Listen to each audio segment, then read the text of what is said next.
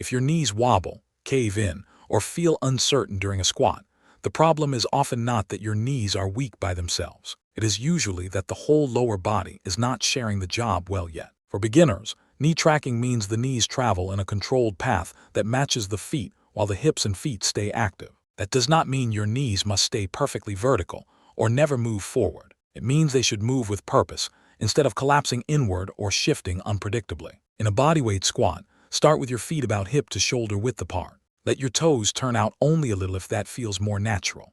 Now stand tall, spread your toes, and feel 3 contact points on each foot: the heel, the base of the big toe, and the base of the little toe. That tripod foot gives the knees a better lane to follow. Before you descend, gently brace your trunk as if you are preparing to cough, but keep breathing. Then reach your hips back a little and let your knees bend at the same time. Many beginners make the mistake of shoving the knees out as hard as possible because they heard knees out is always safer. That cue is too aggressive for many bodies.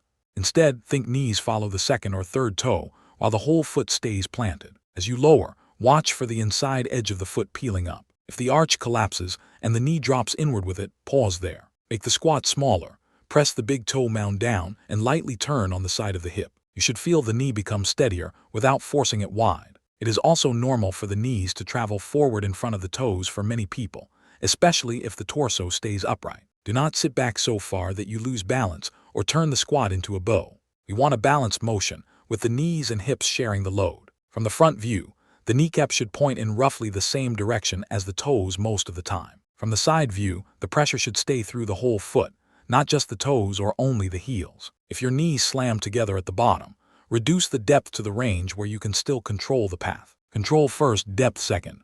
Another helpful drill is a slow squat to a box, bench, or chair. Tap the surface lightly, then stand back up without collapsing onto it. That gives you feedback about whether the knees stayed organized on the way down. If one knee caves in more than the other, film yourself from the front and compare both sides. Often one foot loses pressure earlier, or one hip rotates less smoothly. You do not need a perfect textbook squat on day one.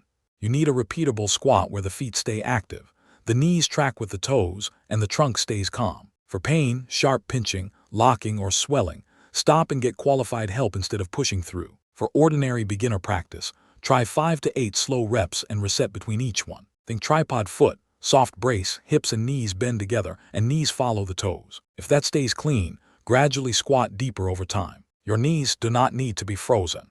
They need a clear path and support from the rest of the body. Practice that pattern consistently, and your squat will usually start to feel stronger, smoother, and more trustworthy. If you stay patient with that controlled path, the squat usually cleans up faster than people expect. A small amount of precise practice is more useful than chasing tired, sloppy reps. Thanks for watching.